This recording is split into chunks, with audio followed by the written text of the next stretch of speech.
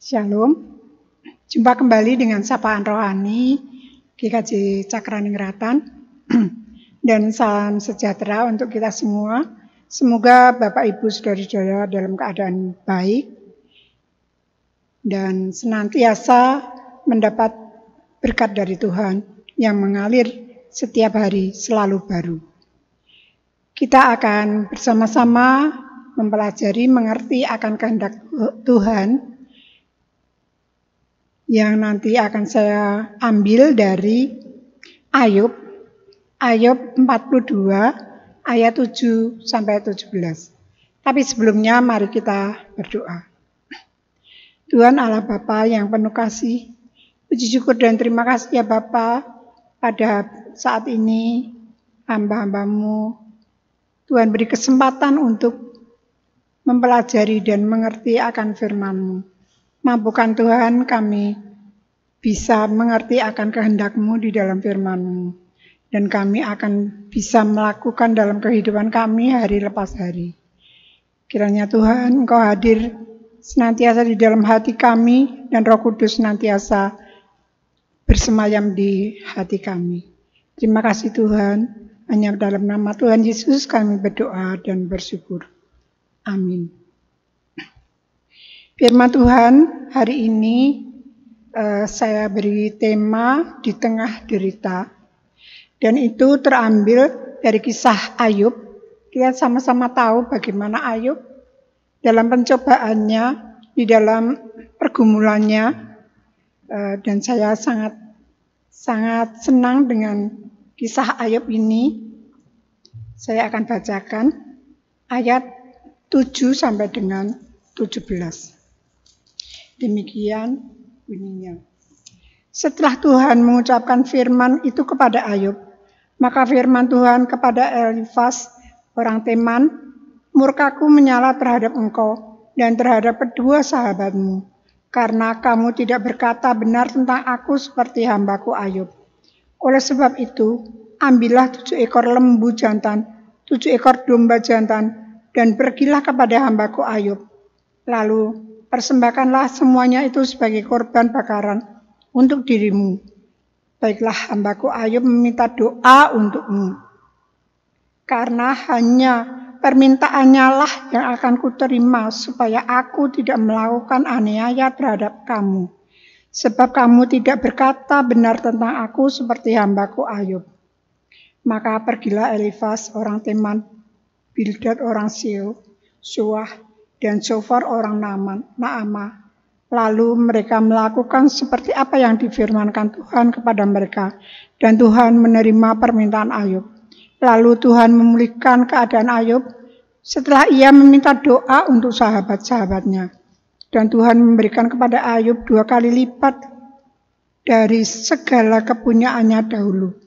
Kemudian datanglah kepadanya semua saudaranya, laki-laki dan perempuan, dan semua kenalannya yang lama, dan makan bersama dengan dia di rumahnya. Menyatakan turut berduka cita, mereka menyatakan turut berduka cita dan menghibur dia, oleh karena segala malapetaka yang telah ditimpakan Tuhan kepadanya. Dan mereka masing-masing memberi dia uang 1 kesita dan sebuah cincin emas. Tuhan memberkati Ayub dalam hidupnya, yang selanjutnya lebih daripada di dalam hidupnya yang dahulu. Ia mendapat 14.000 ekor kambing domba dan 6.000 unta, 1.000 pasang lembu, dan 1.000 ekor keledai betina. Juga mendapat 7 orang anak laki-laki dan 3 orang anak perempuan. Dan anak perempuan yang pertama diberinya nama Yemimah dan kedua Kesya. Dan yang ketiga Keren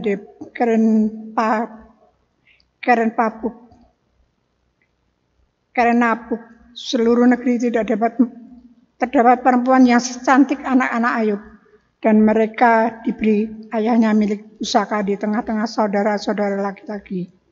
Sesudah itu Ayub masih hidup 140 tahun lamanya. Ia melihat anak-anaknya dan cucu-cucunya sampai keturunan yang keempat. Maka matilah Ayub, tua dan lanjut umur. Demikian firman Tuhan hari ini. Bapak Ibu saudara-saudara sekalian, di tengah pergumulan dan penderitaan itu kehadiran teman sangatlah diperlukan. Teman yang peduli dan memberi dukungan, support, mendampingi kita adalah sebuah anugerah yang sangat luar biasa di dalam keterpurukan kita. Situasi sulit, sering kita merasa kesepian, tersisih, tidak berarti kehilangan harapan. Kita membutuhkan orang lain untuk memberi dukungan, semangat, penolong yang mendorong kita bangkit dari keterpurukan. Di sini diceritakan bahwa Ayub juga seperti itu, dia sudah kehilangan segala-galanya. Dan Ayub kedatangan teman-temannya, saudara-saudaranya juga datang. Tapi temannya itu bukannya memberi dukungan dia, bukannya memberi support, semangat dia, tetapi malah justru Ayublah yang menjadi pendoa bagi mereka, karena mereka berkata-kata yang tidak benar, seperti yang dikatakan Tuhan di dalam ayat tadi, di atas tadi. Dan malah justru Ayublah yang memberi doa mereka, mendoakan mereka, dan Tuhan hanya berkenan mendengar doa dari Ayub saja. Di sini dikatakan bahwa